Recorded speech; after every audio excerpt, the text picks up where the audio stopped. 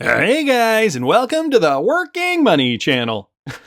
I gotta say, I encounter these people too. Why do you even bother in the comment section? Digital Asset Buy here posting this, and I think, having a YouTube channel, you encounter all types of people. It's a funny thing with XRP though. With any other investment, when someone decided they didn't believe in it anymore, they would just leave. But not with XRP. They stick around and try to convince everyone else too that they should not believe in it. Why don't they just leave, you ask? It's called a tell. Just bought more XRP. Cheers. Keep being negative. I will keep buying. So yeah, exactly this, right? Exactly this. Why do you even bother watching my videos if you think XRP is crap? I don't understand, but I guess maybe one day these people will figure it out. Anyway, there's been a lot of animosity in the XRP community, especially with things that seem so trivial sometimes, like can the XRPL run without the internet, run without electricity? I've heard that one too. Crypto Eddie here posting this. The Cosmos community will soon realize that this army is nuts. Imagine asking David and FIT21 to debate whether the XRPL needs internet access or not in a transaction flow to reach a consensus. And apparently somebody in the XRP community did post this. She was commenting on this response that FIT21 did give. The XRPL has no offline capabilities. Yes, verification of validation can be done offline, providing you have the right data. Yes, a device can be offline, providing it has another means of communication to something that is online. But someone in the transaction flow needs the internet. So there's been controversy and debate. And the reason for that is because of a series of clips here that I'm going to show you guys. Jack the Rippler here posting this. XRP offline payments, even a blackout can't stop XRP. We've developed a wallet that enables offline payments through text messaging, right? So sending an SMS and making payments to somebody, and how we use this for stable coins and in the future for retail central bank digital currencies. And then I'll also do a demo if time permits. So it is in fact possible, not to mention there was this, guys, from Smoke. You people have to try a lot harder. These opinion think pieces aren't providing anything. The XRP ledger has the capability to run on radio waves. The end result is a financial radio data network that can be deployed and maintained for a tiny fraction of the cost of traditional cellular data networks. Because our protocols run on a wide range of equipment, supply chain problems and the use of specialized or proprietary equipment can be avoided. Since all the equipment was chosen for low power consumption, large national networks can be rolled out rapidly without the requisite infrastructure required in traditional networks. Finally, we propose the use of specialized user interface terminals to allow payments both within a village and internationally without the need for smartphones or other expensive end-user equipment. By having a common and simplified user interface, people of all levels of technical competency can use CBDCs as easily as an ATM machine. So this is kind of a demo prototype. It is actually transacting on the XRP ledger with real XRP cryptocurrency using the radio sets and the protocols. Now the user interface is kind of a temporary construct. It was just built in order to facilitate the demo. Our next push will be on building a much nicer and friendlier user interface that would enable all the features of the XRPL. But for now, we're just going to go ahead and connect. So at this point, the network has completed the Diffie-Hellman key exchange and has initiated the AES encryption during the transport. And at this point, it's going to go ahead and just get the balance for the account that the terminal is using and then send that balance over to the machine via the VHF radio. So I'm going to go ahead and send 10 XRP from the terminal, and you can see the Zoom wallet underneath. It shows 9,000 XRP. So we're actually sending to that wallet through the radio network. So you will see the balance of that wallet actually get updated by the 10 additional XRP. So the transaction that was posted from the radio network has now been applied to the XRP ledger, and we'll see the balance on the Zoom wallet update by 10 XRP. So it's important to note that this is a full duplex time division multiple access protocol. So both nodes have an equal opportunity to speak. Just when you think it couldn't get any weirder, yes, you can transmit XRP through the XRP ledger through radio signals and satellites, apparently. To be very clear, the XRPL requires both electricity and an internet connection to function. XPOP might let you pay on a connected device and prove it to an unconnected device, say a parking meter, but the transaction was validated online. So eventually, at a point in time, you are going to need to validate these transactions online. Now, the naysayers, saying, no, you have to have electricity. There is something called XPOP, as Rath Economin did mention here, that can, in fact, facilitate these transactions offline, but to finalize the transaction, you do need to be online. But just going back to this, radio signal setup here, this is interesting. I mean, obviously you wouldn't be able to conduct any kind of high-powered transactions through this, but since the XRPL is so efficient, I guess this is why they're able to jimmy rig it so that it can work with radio waves and satellites. I don't quite understand, and I'm not pretending to understand the technicals behind this, but apparently that is how it runs. So Veets Finn here saying, I give up. People are saying that, this is not possible. And David Schwartz even chimed in, this is correct. Ultimately, if a transaction is going to take place on the XRP ledger, it has to get the internet somehow. Offline transactions either don't take place on the XRPL or involve some component with internet access somewhere in the flow. So ultimately, it's internet access that is important here. And so I guess if you can get internet access through radio waves, does that mean that that is technically offline, but you still are getting internet access? Very good questions here. So Smoked was tagged by Crypto Eddie in this original tweet.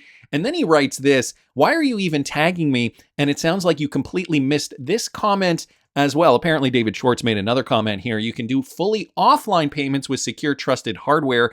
Mintchip was built around this kind of design. It would not be hard to design an XRPL feature to support these kinds of offline payments. So there's some gray area here. I would not assume that it is all one way or the other. And guys, this is the beauty of crypto. This is the beauty of innovation and the beauty of debate. Nothing is ever black and white. But anyway, I thought I'd bring this to you guys in case you were interested in the in the debate here online that I've been seeing in my Twitter feed regarding the XRP ledger, and if there is a possibility that it can transact offline. So technically, yes, it can transact offline. Probably too because, the people who created the XRP ledger, I'm sure they realize that it has to be robust. I mean, if it is going to be the heart of the new financial system, it does have to be robust enough to withstand a lot. And since we're witnessing, a new world that is becoming more and more precarious as the months go on, politically, socially, when it comes to potential conflict, I'm sure the creators of the XRPL had this in mind when thinking about the design, right? So here's just one example of what I'm talking about. The Central Bank of the Islamic Republic of Iran said that it agreed to exchange rials and rubles in bilateral trade with Russia. So guys, this is a new arrangement that would avoid the US dollar. So moving off the greenback and using their own native fiat currencies to conduct trade, Iran's central bank said that it will start using the rial in its trade with Russia. And this was just from a few days ago. The Central Bank of the Islamic Republic of Iran said it agreed to exchange rials and rubles in bilateral trade with Russia. The arrangement would avoid the use of the US dollar or the euro. To put it simply, it is agreed that the Bank of Russia will give us rubles in exchange for rials or vice versa. This coming from the Vice Governor of the International Affairs section. So unfortunately, I can't read anymore. I do have to sign up to get this full article. But, even just the headline, I think is a good indication of, we knew this kind of thing was already happening, even with Russia and China. When Tucker Carlson did interview Vladimir Putin, he did make a very, very specific note of that. Russia and China 20 years ago, their trade in non-US dollar funds was minimal, but fast forward to today, and now they're somewhere up to, it's over 30%. I think it's either 31 or 36, 37, something like that. I don't remember the figure exactly, but we're seeing this start to really take off. DLT technology is changing the face of finance, and everybody around the world is using it. That is the beauty of agnostic technology. Everybody can use XRP, and everybody will eventually use XRP, to the point where companies like this, Finastra, who is a Ripple partner, is saying we're taking the lead in ISO 20022 compliance. So this new industry standard is becoming their first priority here. The financial industry, notoriously for its glacial pace of change, is about to experience a bit of a foxtrot. No top hats and canes required, but rather a coordinated shift towards a new standard, ISO 20022. The seemingly innocuous alphabet soup holds the potential to revolutionize the way financial institutions communicate, particularly within the realm of wire transfers facilitated by the Federal Reserve's FedWire system. So Finastra, guys, one of the largest Ripple partners, has now positioned itself as a leader in this upcoming industry shift. This certification signifies that their technology can seamlessly translate and transmit data using the new ISO 20022 messaging standard, a critical step for U.S. financial institutions facing a looming compliance deadline by the end of 2024. So if you guys didn't catch the video I did this morning, I will link it up here in the top right-hand corner, discussing this timeline discussing, well, everything in conjunction. The crypto market, when we're going to see that liquidity period ramp up. So that's going to be in 2024. And then by 2025, guys. So, with regards to the spec market, because I kind of broke it up into two sections. With regards to the spec market, 2025 is going to be that blow off top year. But then at the same time, everything is going to be coinciding with the presidential election, with regulations, Ripple stablecoin, so on and so forth. So are we going to see something really kind of shift, really kind of pivot by the end of 2024 and into 2025? Is it going to be a boom, flip of the switch moment, or is it going to be this gradual change where we do see stuff kind of just slowly get implemented until we finally get full adoption?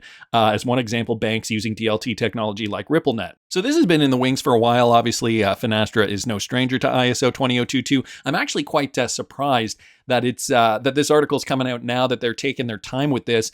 Nevertheless, we know that is the new industry standard, and we know Finastra is one of the big players in the space. So it's good to know that they're on top of this, and they are looking to hit their deadline for the end of 2024. Wrath of Kahneman also bringing us this, guys, with the XRPL grants program. They are supporting pioneering projects originating within Brazil. So Brazil is getting their own XRPL grants project specifically for that country. In a dynamic landscape of Brazil lies fertile ground for innovation where startups continue to thrive and pioneering ideas take root. It is within this vibrant community that Ripple proudly unveils its local support strategy, a dedicated initiative aimed at fostering innovation on the XRP ledger within Brazil specifically. So that's got to mean that there's a lot of developers over there in Brazil that are already working on the XRP ledger. Otherwise, I don't think that there would be an initiative to specifically support Brazil and fund their projects. Maybe though, and I'm just kind of spitballing here, Ripple does see that Brazil has a large enough population, already enough Ripple and XRP integration